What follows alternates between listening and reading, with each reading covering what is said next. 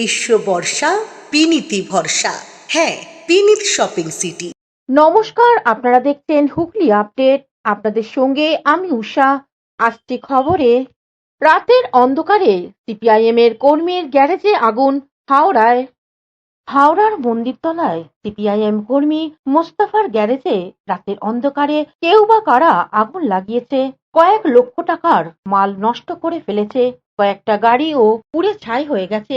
অনেকের মত, হয়তো মোস্তফার অপরাধ, তিনি সিপিআইএম করতেন। সিপিআইএম করার অপরাধে মোস্তফার এই ভয়ঙ্কর ক্ষতি হলো। সুশাসন আনতে চাইছিলেন যারা, তারা একটু বিবেচনা করুন, এমনটাই বললেন অনেকেই। পুলিশকে দ্রুততার সঙ্গে যারা এই কাজ করেছে, এই দুষ্কৃতীদের আটক করে গ্রেপ্তার করা ও আর্জি জানান বাম কর্মীর সমর্থকরা। রবিবার সকালে দিকে সিপিএম এর প্রতিনিধি দল ওখানে যাচ্ছে বলে জানান। কৌশিক ঘোষের রিপোর্ট, হুগলি আপডেট। অসাধু যুবকের প্রচেষ্টায় হুগলি চুঁচুড়ার তোলা ফটক একটি স্তম্ভ ভেঙে ফেলা হলো। উদাসীন শহরবাসী। ইতিহাসের পাতা থেকে মুছে গেল চুঁচুড়া তোলা ফটক।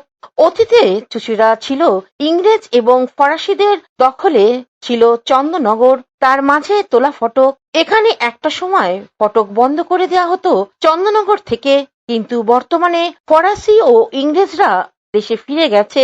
ফটকের প্রবেশদ্বারে ছিল দুটি থাম, একটি রাস্তা সম্প্রসারণ করতে ভাঙা হয়।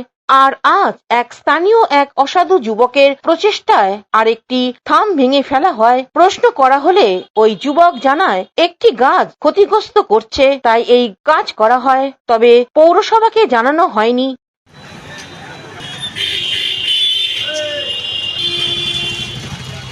হুগলি থেকে চন্দনা দত্তের রিপোর্ট, হুগলি আপডেট।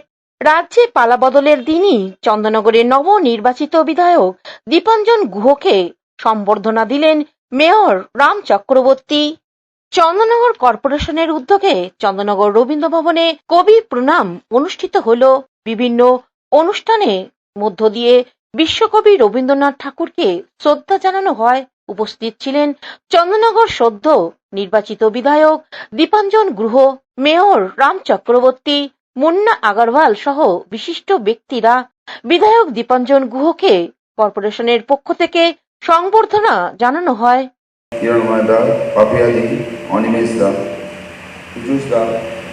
আমাদের